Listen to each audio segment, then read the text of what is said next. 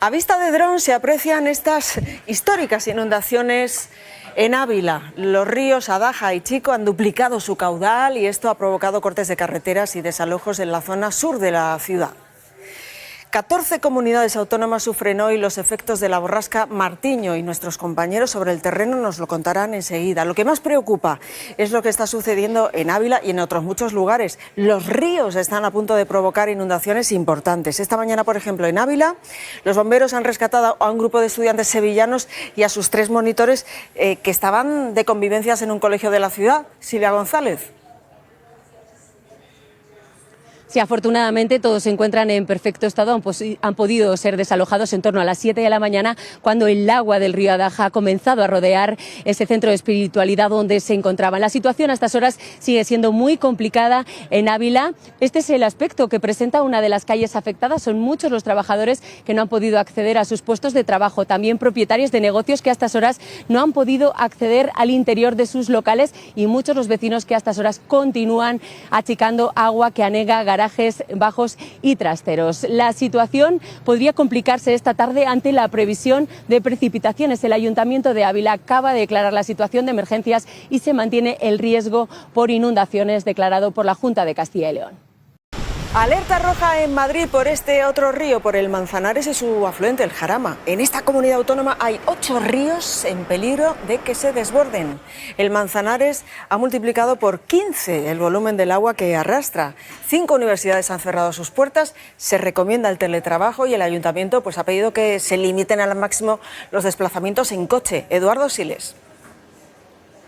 Sandra, máxima preocupación aquí en Madrid ante la crecida del río Manzanares que baja como nunca, ruge arrastrando árboles con puertas abiertas en este punto. El punto más crítico para los servicios de emergencia es la zona de Puerta del Hierro, Moncloa, donde no se descarta que se tenga que cortar la carretera A6, una vía fundamental para conectar la capital con el norte de España. Esta tarde se espera más lluvia en Madrid, hasta 20 litros por metro cuadrado. Aquí todo el mundo pendiente del río. El origen de los desbordamientos está en el embalse del Pardo, situado a muy pocos metros en esa dirección. Allí se está desembalsando, lo que hace que se multiplique por 15 el caudal del Manzanares, inundando algunas zonas como este paseo y varios merenderos. ¿Cómo está el Manzanares? Cabreado. El agua también se acerca a algunas carreteras madrileñas, por eso los operarios del ayuntamiento tienen todo preparado por si en algún momento hay que hacer algún corte en esta A6, la carretera de La Coruña. Se nota la subida del agua. Totalmente. Y se prohíbe el paso en el carril bici en algunos puntos, aquí lo vemos, por riesgo de inundación. Queremos ver nuestro río con agua innavegable. En cada esquina, en cada puente nos encontramos a bomberos y también agentes de la Policía Municipal muy atentos a la subida de este río Manzanares. Por este puente no creo. El de abajo ya es un poco más peliagudo. Y unos kilómetros más abajo ya nos encontramos en el centro de la capital. Aquí vemos cómo muchos vecinos y muchos periodistas se acercan hasta la orilla del Manzanares para ver cómo el nivel del agua sube y se acerca a esta plataforma. La crecida del río Tajo sigue amenazando al Hospital de Parapléjicos de Toledo. La UME ha construido urgentemente un dique para evitar que este centro se inunde. También estamos allí. Los servicios de emergencia están vigilando el caudal por si hubiera que evacuar. Javier Revuelta, última hora. Tras la construcción del muro de contención, la OME está llevando a cabo en estos momentos las labores de vigilancia y monitorizando la evolución del río Tajo, que como vemos se encuentra a escasos metros de este hospital de parapléjicos de Toledo, que lleva desarrollando días un plan de prevención por si hubiese que desalojar la planta UBI a la tercera planta y ya se han trasladado varios fármacos a otras plantas más seguras. Desalojar la planta UBI a la tercera planta y ya se han trasladado varios fármacos a otras plantas más seguras. La borrasca nos ha dejado en estas últimas horas esta espectacular tormenta eléctrica también. Ayer cayeron aquí en España, atención, 1.600 rayos y alguno nos ha traído consecuencias. Vean ustedes qué boquete en esa casa en Carmona, en Sevilla. Lo ha causado un rayo, sí. En Pujerra, en Málaga, la Guardia Civil sigue buscando por tercer día al motorista de 61 años que fue arrastrado por el agua cuando estaba intentando cruzar un río. Lidia Gutiérrez, ¿qué sabemos? Pues una búsqueda en la que están participando una treintena de efectivos de la Guardia Civil de distintos operativos, a la que hoy se ha sumado un helicóptero y el equipo Pegaso con drones para poder encontrar a Ignacio. Las tareas se están centrando sobre todo en 3 zonas. Una de ellas es esta, el puente donde desapareció, donde fue arrastrado y donde ayer aparecía la moto enterrada a 1,5 metros de sedimento y maleza. Se está rastreando sobre todo el caudal y la orilla del río. Y otra imagen impactante de las últimas horas. Ahí en Galicia el viento ha desplazado la carga que llevaba ese buque. Incluso algunos de esos contenedores se han roto. Allí siguen hoy en alerta naranja.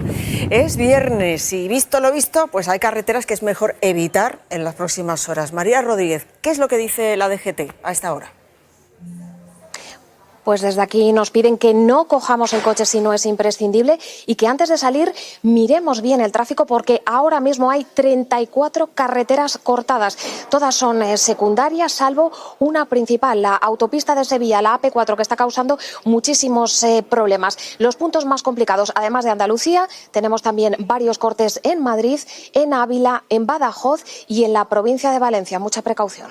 Noticias en Londres. Allí un incendio esta mañana ha obligado a cerrar completamente el aeropuerto de Heathrow. El fuego se desató en una subestación eléctrica y ha dejado sin energía a todo el aeropuerto. Hay más de 1.300 vuelos cancelados y unos 200.000 pasajeros perjudicados.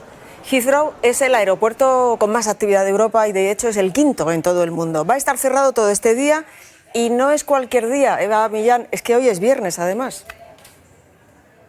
Sí, aquí en Heathrow seguimos viendo llegar pasajeros pese a los avisos y nos cuentan cómo los hoteles cercanos han disparado precios. Y es que las autoridades advierten de que los efectos durarán días, incluso si el aeropuerto reabre como se espera a medianoche. Las causas del incendio no se conocen todavía. El gobierno descarta sabotaje, pero la policía antiterrorista está investigando y la gran pregunta es cómo los sistemas de contingencia no han sido suficientes para evitar el caos de hoy.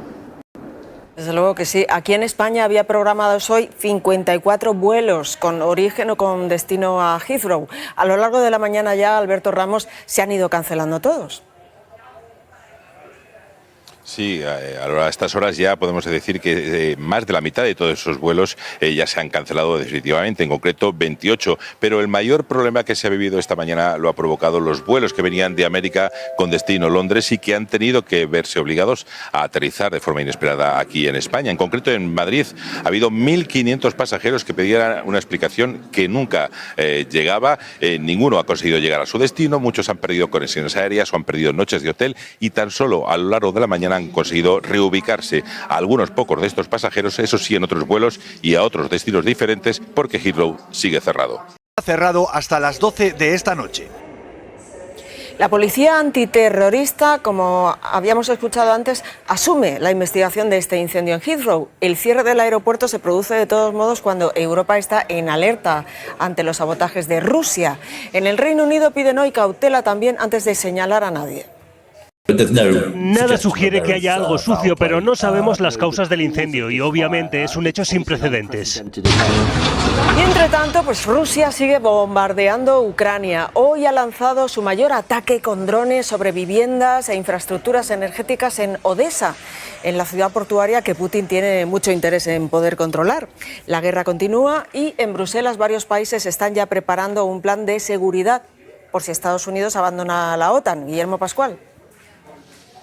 Sandra, el gran temor es que Donald Trump en cualquier momento pueda ordenar una desbandada de todos esos soldados americanos que llevan años desplegados en territorio comunitario. Y por eso las potencias europeas estarían ya analizando si en un plazo de 5 o 10 años podrían llegar a asumir todo ese protagonismo que a día de hoy Estados Unidos tiene dentro de la alianza. Anoche, aquí en Bruselas, Pedro Sánchez volvió a insistir en que a él no le gusta el término rearme. Después fue la presidenta de la Comisión la que matizó que están abriendo un poco ese concepto, ese ámbito de rearme, pero es verdad, luego desde su equipo nos decían que al final un rearme es lo que es. El concepto ahora es más amplio, así que ahora tenemos un alcance mayor a la hora de abordarlo. En el nombre se sigue leyendo 2030. De hecho, empezó un poco limitado, pero ahora el concepto ha ido creciendo, madurando hasta la preparación para 2030. En Europa se sigue hablando de rearme, a pesar de que esa palabra no le guste a Pedro Sánchez ni tampoco a Giorgia Meloni. El presidente del Gobierno compareció anoche desde Bruselas y tuvo también que responder sobre su debilidad parlamentaria. Los periodistas le preguntaron si ha pensado en convocar elecciones si no saca adelante los presupuestos. ¿Sería conveniente convocar elecciones? Gracias. Pues fíjate, Irene, si te digo yo eso. Por favor, se prorrogan los presupuestos. Sin ninguna duda, porque ahora mismo lo que necesitamos es estabilidad. Como ven, Sánchez ya habla abiertamente de prorrogar un año más los presupuestos. Ahora intentan normalizar eso, que es todo lo contrario que cuando estaba en la oposición y decía esto otro. O presupuestos o elecciones. Que España no puede seguir paralizada. Que España no merece estar varada como consecuencia de la Guerra Fría entre el Gobierno y su principal socio de Gobierno. Que tiene que aprobar los presupuestos, que su obligación es aprobar los presupuestos. Y que como no apruebe los presupuestos, el señor Rajoy lo que tiene que hacer es convocar elecciones. Como mínimo, el presidente del Gobierno se tiene que someter a una cuestión de confianza. A día de hoy, Sánchez no puede contar con sus socios de investidura para sacar adelante unos presupuestos. Ayer mismo sufrió otro durísimo varapalo en el Congreso y esa parece ser la tónica habitual en esta legislatura. A pesar de todo, descarta él el adelanto de las elecciones. Lucía Fernández. Sí, lo ha descartado ya muchas veces. Aquí en Moncloa tienen el firme objetivo de agotar la legislatura con o sin presupuestos y ya se empieza a poner el foco sobre todo en esto último porque empiezan a normalizar que no haya nuevas cuentas. Lo defienden diciendo que los presupuestos prorrogados que hay ahora mismo son buenos y que les están permitiendo cumplir con los compromisos. Nos reconocen que está siendo muy complicado. Los plazos que se habían dado no se están cumpliendo. Los apoyos están lejos. Es muy difícil que lo consigan, pero aún así nos reiteran que siguen trabajando, que siguen peleando, que no dan de momento la batalla por perdida. Que convoque elecciones. Problemas para Sumar. Se marcha Elisabeth Duval, la actual secretaria de Comunicación de Sumar. Ella dice en un comunicado que no va a optar a la reelección y recuerda que aceptó ese cargo con el requisito de seguir siendo independiente. Añade además Duval que su intención no era representar a un partido, sino a una coalición de fuerzas progresistas. Y tenemos novedades del caso Koldo. Seguimos conociendo más detalles, Javier Gallego, de los mensajes que intercambiaban Koldo y Ábalos. Según el último informe de la UCO, Koldo era el encargado de pagar a las parejas de Ábalos. Sí, Sandra, lo vemos, por ejemplo, en estos mensajes. El ministro Ábalos pregunta a Koldo si le ha dado dinero a Andrea, que era una de sus parejas. Koldo le contesta que sí, que le ha dado 1.000 euros más otros 200 para taxis. En otra tanda de mensajes, Ábalos pregunta a su mano derecha: ¿le das tú a Andrea o le doy yo? Ya le di antes, responde Koldo, todo resuelto. La joven tenía entonces 23 años y también fue contratada por una empresa pública. El Tribunal Supremo va a analizar ahora las retiradas de efectivo de las cuentas del exministro. Y en el caso del hermano de Sánchez, el PP ha llevado a Bruselas su contratación por posible trato de favor. Dicen que es irregular. Le piden a la comisión que lo analice. Además, la audiencia de Badajoz respalda la investigación sobre la contratación de un asesor de Moncloa que acabó trabajando con el hermano de Pedro Sánchez. Y esta mañana las dos inspectoras de Hacienda que detectaron el presunto fraude fiscal cometido por Alberto González Amador, la pareja de Ayuso, han ratificado los supuestos gastos ficticios que vieron en su investigación. La cantidad defraudada ascendería a 350.000 euros. Fuentes de la defensa ven discrepancias en sus informes y valoran presentar un informe propio para rebatir al de Hacienda. Hoy el vicepresidente de la Comunidad Valenciana, Gampan Pols, ha protagonizado su primer acto institucional desde que le nombraron. El teniente general ya retirado pone una cifra al desastre de la Dana. Vean. Total, estamos hablando en una estimación que se quedará corta por diversos motivos, de en torno a los 18.000 millones de euros, 17,8. A ese acto, por cierto, no ha ido ningún representante del Gobierno central, a pesar de que estaban invitados. Carlos Mazón ha dicho que le va a escribir una carta a Pedro Sánchez porque dice que está atónito él con las ausencias de hoy. También asegura Javier que su comunidad autónoma no puede hacer esta reconstrucción sola, que las cifras que han dado son elocuentes, aunque el plan de reconstrucción no estará hasta junio. Sí, Sandra, hoy lo que han hecho es un poco el diagnóstico y en junio dicen que van a dar el tratamiento. Además de las víctimas, tenemos más de 300.000 personas afectadas, 11.000 viviendas, también 140.000 vehículos y 10.000 ascensores afectados. Aquí, ojo, porque han dicho que hay 6.000 pendientes de arreglo y no se rescatan los realojos para las personas que tienen la movilidad reducida. En cuanto a la inversión prevista, según este documento que ha dado la Generalitat, va a invertir más de 4.200 millones y el Gobierno central 3.700. Ante la realidad. Y que en junio, 8 meses después de la Dana, pasará a concretarse en un plan para la reconstrucción. Un plan que han llamado Endavant o Plan Adelante. Con una pistola encima de la mesa, este hombre acaricia 2 gallinas mientras va pesando los huevos, como si fuera un traficante. Es una de las parodias que está circulando estos días por Estados Unidos. Los huevos se han convertido allí en todo un tesoro por su alto precio. Hay tal escasez que ya empieza a haber, José Ángel Abad, contrabando de huevos en las fronteras con México y Canadá. Bueno, Sandra, lo primero, hoy sí hay huevos en Nueva York, esta es la prueba, los acabamos de comprar, aunque en algunas tiendas se limita a una docena los que se puede llevar cada cliente. Lo cierto es que los precios ya están bajando, aunque siguen un 60% más altos que el año pasado, debido a una gripe aviar que ha hecho que se sacrifique 1 de cada 5 gallinas ponedoras en Estados Unidos y que se llegue a lo nunca visto al contrabando de huevos en Estados Unidos. Y esta es la última ocurrencia de Trump, que ha transformado el despacho Oval en un aula con niños sentados en los pupitres. Toda está puesta en escena para firmar una orden muy polémica allí de desmantelar el Departamento de Educación de Estados Unidos. Vamos con más titulares. Israel amenaza con quedarse con Gaza si Hamás no entrega ya todos los rehenes. María José Zamora. Si Sandra, se calcula que son 59 los rehenes que quedan secuestrados, la mayoría estarían muertos.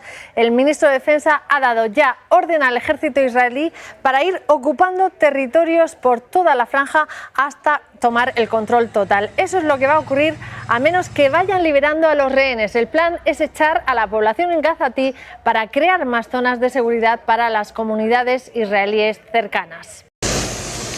Y lo que ven son enfrentamientos entre policía y manifestantes en Turquía. Cientos de personas protestan por la detención del alcalde de Estambul el miércoles, un rival del presidente Erdogan.